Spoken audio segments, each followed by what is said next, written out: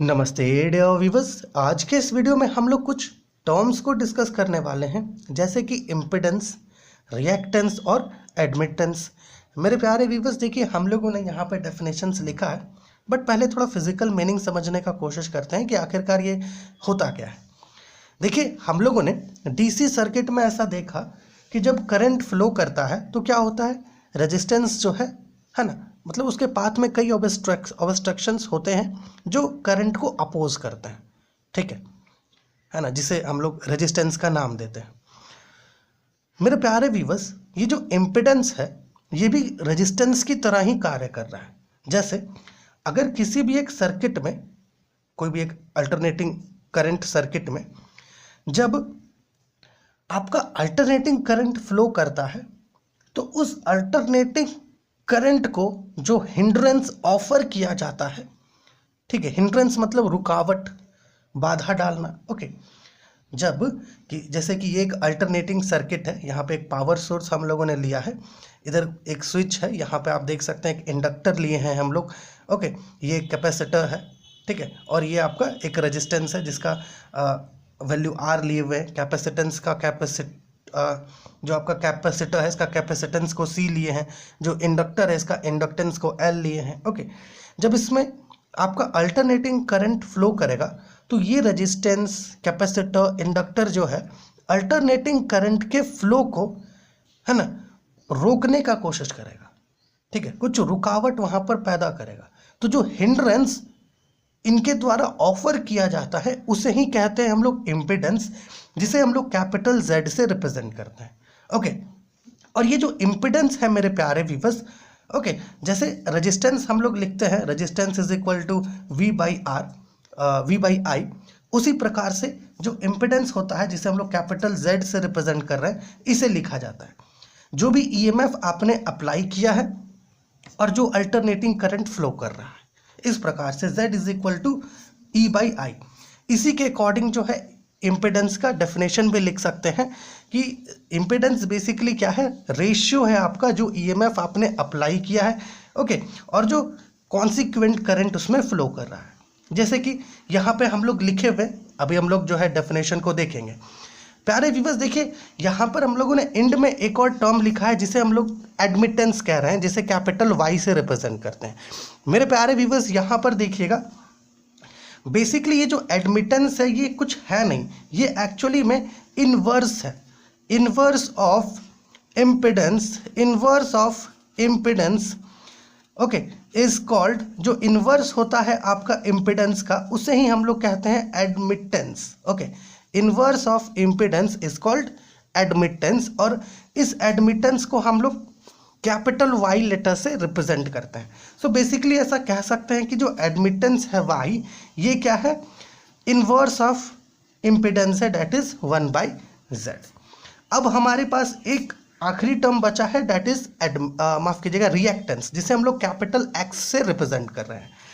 देखिए मान लीजिए कि अपना जो सर्किट है, अल्टरनेटिंग सर्किट है जिसमें अल्टरनेटिंग करंट फ्लो करेगा, ओके, उसमें आपका कैपेसिटर और इंडक्टर प्रेजेंट है, ठीक है, जिसका कैपेसिटेंस C है और इंडक्टेंस L है रिस्पेक्टिवली।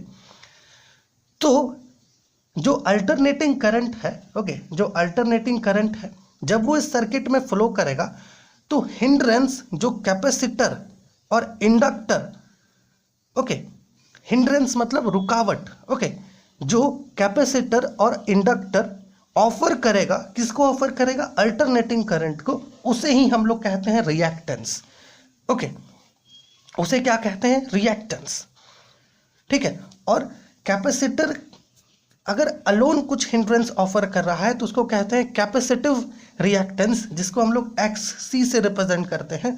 और रिएक्टेंस जो इंडक्टर ऑफर करता है उसे हम लोग कहते हैं इंडक्टिव रिएक्टेंस, जिसे XL से रिप्रेजेंट करते हैं। यहाँ पे हम लोग लिखे हैं, ओके, थोड़ा सा देखिएगा। सबसे पहले हम लोग रिएक्टेंस को ही देख लेते हैं।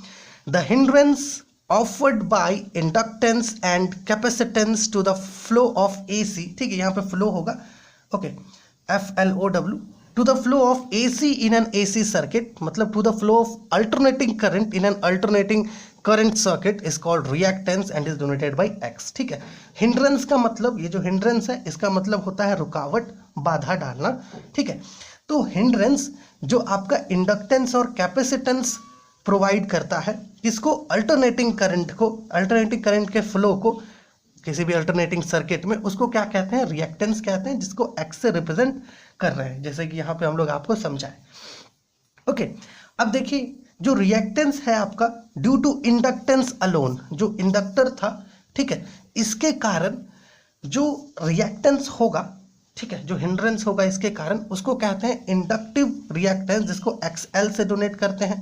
और the reactance due to capacitance alone, जो आपका कैपेसिटर लिया गया है उसके कारण जो हिंड्रेंस ऑफर किया जा रहा है, that is called as capacitive reactance, and उसको हम लोग XC से रिप्रेजेंट करते हैं, जैसे हम लोग यहाँ पर बताएं।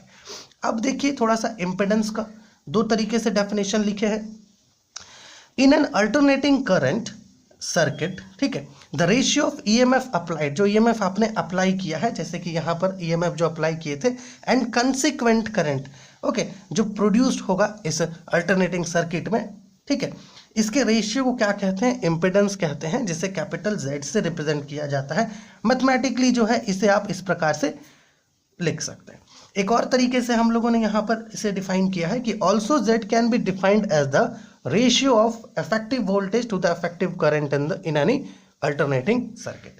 एंड द लास्ट वन जो बचता है दैट इज एडमिटेंस, जो हम लोग यहाँ लिखे हैं कि the inverse of impedance is called the admittance and is denoted by Y, that is Y is equal to 1/Z। Okay, so देखिए इस वीडियो में हम लोगों ने कुछ टर्म्स को डिस्कस किया, जैसे कि impedance, reactance, admittance. Okay, so basically impedance क्या था आपका, हिंड्रेंस, जो आपका अल्टरनेटिंग सर्किट में रेजिस्टेंस, कैपेसिटर, इंडक्टर सब मिला करके जो हिंड्रेंस ऑफर किया जाता है अल्टरनेटिंग करंट को, उसे हम लोग इम्पिडेंस कहते हैं, ये फिजिकल मीनिंग है।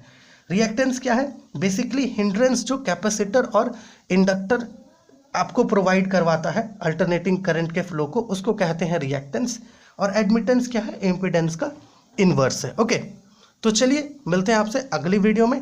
ये जो डेफिनेशन है आप इसका स्क्रीनशॉट लेकर के अपने पास नोट डाउन कर सकते हैं। ठीक है, इस प्रकार से आप स्क्रीनशॉट लेकर के थिंग्स को अपने पास नोट डाउन कर सकते हैं।